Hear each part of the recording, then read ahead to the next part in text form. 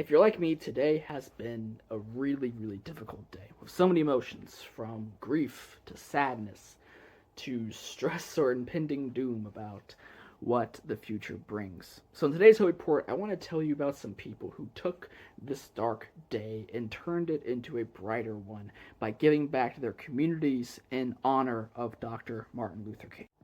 As many of you know, Monday, January 20th of this year was Martin Luther King Day. And the unfortunate thing is that his day of remembrance has to be overshadowed by the inauguration. But the glass half full view of this is that the inauguration day did not have to simply be a dark day in U.S. history. There can still be light in this day, just as Dr. King tried to infuse light into our society. And what makes Martin Luther King Day special is that Martin Luther King Day is not just a day of remembrance, as many holidays are. It's not just a day of celebration of his life. It is a day dedicated to service for many across the nation.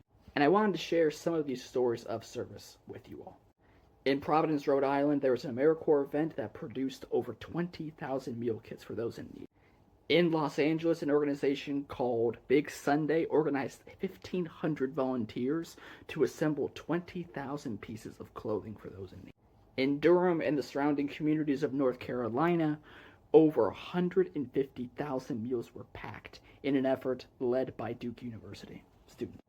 At the Greater Chicago Food Depository, over 300 volunteers worked together to make meal kits. And at Penn State University, 75 volunteers got together with an organization called the Jared Box Project to make activity kits for children who are currently in hospitals. These are the people who give me hope for the next 4 years. We are the ones who are in charge of protecting our communities within the next 4 years and beyond. And I want to leave you with one of my favorite quotes from Dr. Martin Luther King Jr. We must accept finite disappointment, but never lose infinite hope.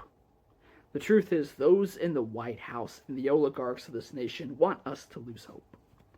They want us to stand out of the way and let them continue to build their power and to extract wealth from all of us. The truth is, we can stand in their way. It's going to take a lot of work.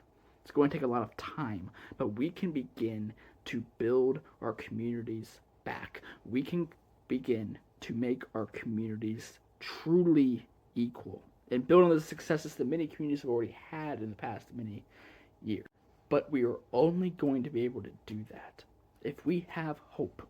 And if you're someone like me that's having some challenges, to say the least, in terms of trying to find hope, I would challenge you to go do something in service to your community. When you can do something directly to help your community, it shows you that you have power to make a difference.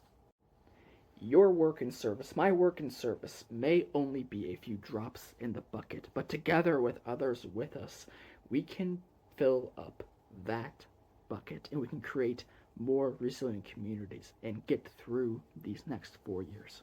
But we're only going to get through those next 4 years with each other and with hope.